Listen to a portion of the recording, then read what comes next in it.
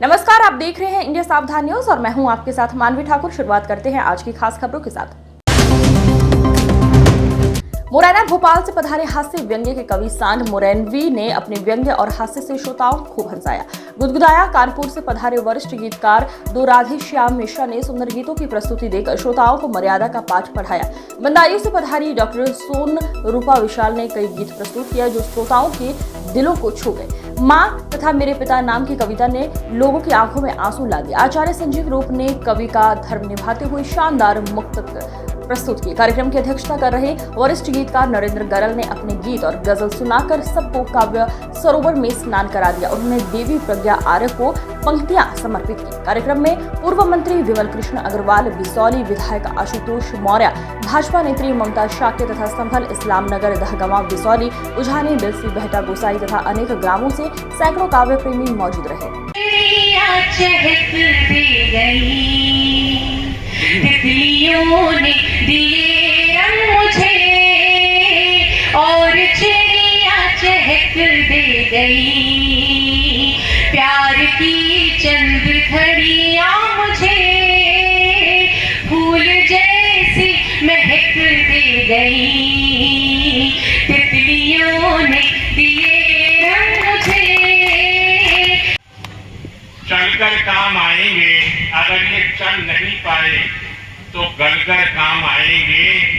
हरे हैं वृक्ष तो फिर फूल फल देते रहेंगे ही, हरे हैं वृक्ष तो फिर फूल फल देते रहेंगे ही, मगर जब सूख जाएंगे तो अरे क्या बात है, बढ़िया बढ़िया बढ़िया बढ़िया। हरे हैं वृक्ष तो फल फूल। मैंने तुम भी नहीं सोई हो, तुम शादी में गए थे, लेकिन तुम बैठ जाओ। ये क्या तरीका होता है? तुम्हारा कार्यक्रम है, तुम ही चल दोगी। मैंने किसी और को कहा? सच बताओ, मैंने किसी से कहा कि तुम चले जाओ? बस एक मौका तो गलत बात है। हमने कहा था 12 बजे तक कार्यक्रम करेंगे।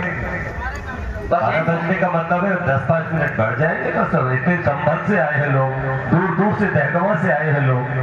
आप लोग जो है ठीक है, शादी में जगी थी, लेकिन यहाँ कवियों का अपमान, विद्वानों का अपमान होता है ना। आप लोग मुख्य लोग चले जाओ। बाकी लोग तो भजन सुनने वाले थे, रोजाना ढोलक बजती थी, भजन होते थे, उनको उसी में आनंद आता था, वो चले गए। आप लोग तो कविता को जानते हो। बस एक मुक्ता तरीके से चरणों में समर्पित करता हूँ, जैसे इनकी रचनाएं होती हैं। फर्क नहीं पड़ता है कोई झूठी अस्त बहाने से, बात जो भी कहूँ एकदम स्पष्ट होनी चाहिए। फर्क नहीं पड़ता है कोई झूठे अस्त बहाने से, भाव नहीं हो जिसमें कोई ऐसे गीत सुनाने से। बात कहो तो पत्थर जैसी जो दिल को छलनी कर दे, और तीर वही संधान करो जो चूके नहीं निशाने से। ऐसे सफल निशानेबाज आचार्य संजीव रूप जी आ रहे हैं, जोरदार ताली से उनका अभिनंदन कीजिए। आचार्य रूप जी थोड़ी देर के लिए कार्यकर्ता गेट बंद कर दे। गेट बंद कर दो कार्यकर्ता, थोड़ी देर के लिए लॉक कर दो इसको। जो जहां बैठा है वो वहीं से सुनेगा, क्योंकि अब 15-20 मिनट तक किसी को नहीं जाना। मैं मात्र 2-3 मिनट लूंगा, बाकी 10 मिनट ज्यादा लेंगे, शांति पाठ करेंगे। मैं प्रदीप वर्मा जी से आग्रह करूंगा कि वो आ जाएं, सोफे पर बैठ जाएं, कुर्सी पर थोड़ा सा स्थान ले लें। 40वां दिन है मुझे इस आयोजन के लिए, खुद को मैंने समर्पित किया है। आप लोगों से केवल मैंने 4 दिन मांगे। सुबह को कार्यक्रम होता है, शाम को होता है। 3 घंटे के कार्यक्रम के लिए हमें 12 घंटे मेहनत करनी होती है।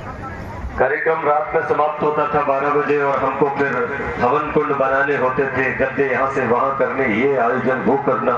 आप लोग तो चले जाते थे, सो जाते थे, हमको 3 बज जाते थे, 4 बजे बंदर आ जाते थे, तो हमको उन्हें भी भगाना था और यहाँ भी कार्यक्रम सजाना था।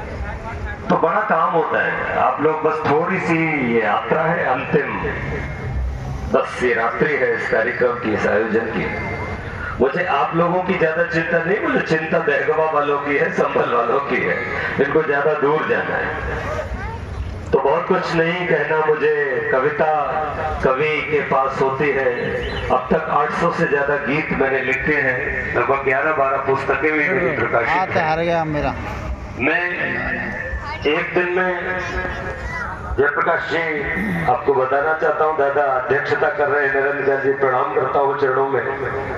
श्रद्धेय मिश्र जी बैठे हैं, शर्मा जी बैठे हैं और बेटी सोनरूपा संगदार बैठी है। भाभी जी के चरणों में मैं वंदन करता हूँ और आप सभी की गर्मामयी उपस्थिति को प्रणाम करते हुए कहना चाहता हूँ कि जब कभी अपनी रौ में आता है तो क्या क्या लिख जाता है और कितना लिख जाता है कुछ पता नहीं चलता। कभी हम बड़ी कोशिश करते हैं कि एक मुक्तक लिख ले और 1 महीना बीत जाता है, एक मुक्तक नहीं लिख पाते और किसी दिन एक दिन में 12-12 गीत बन जाते हैं। एक फिल्म में मुंबई 1990 की बात है जयप्रकाश जी, तो मैं 4 उपन्यास लिख चुका था और जब मैं उनको प्रकाशित करने गया तो मेरी मूछें ठीक से नहीं निकली थी।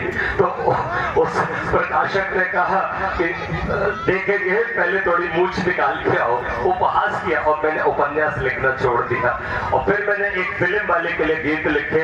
आप यकीन मानो एक दिन में 14 गीत लिख दिए और 14 गीतों की कंपोजिंग छोड़ा गया है, कहाँ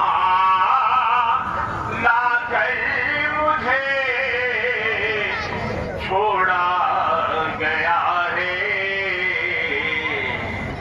सफर में फिर सफर जोड़ा गया है, सफर में सफर सफर जोड़ा गया है, कहाँ लाके मुझे।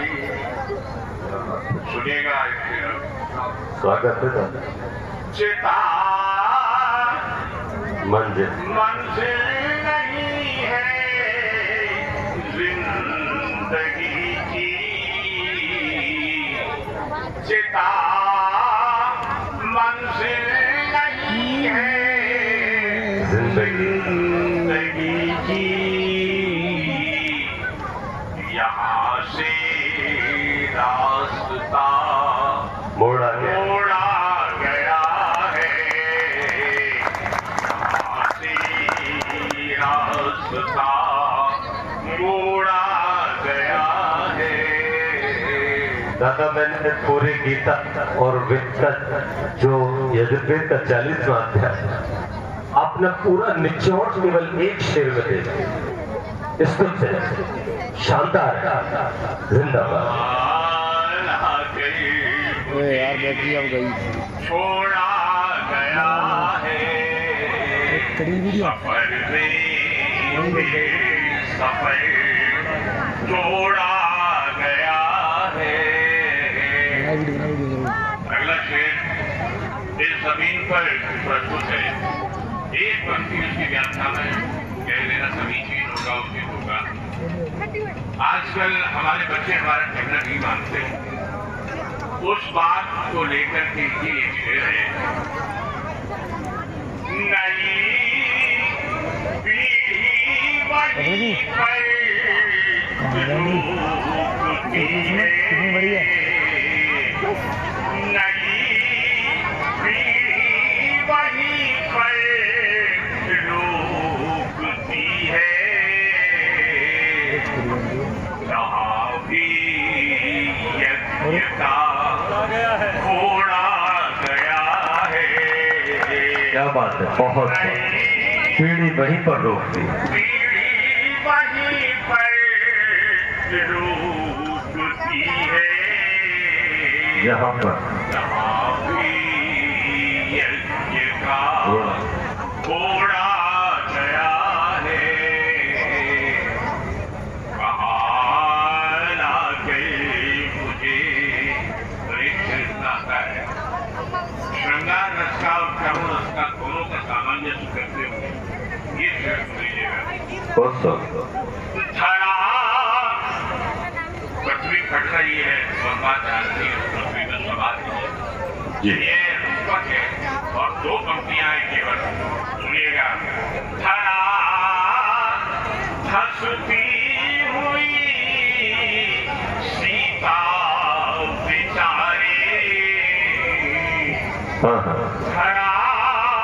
हंसती हुई सीता बेचारी इसी पल को धनुष तोड़ा गया है। तोड़ा गया है, इसी पल को धनुष तोड़ा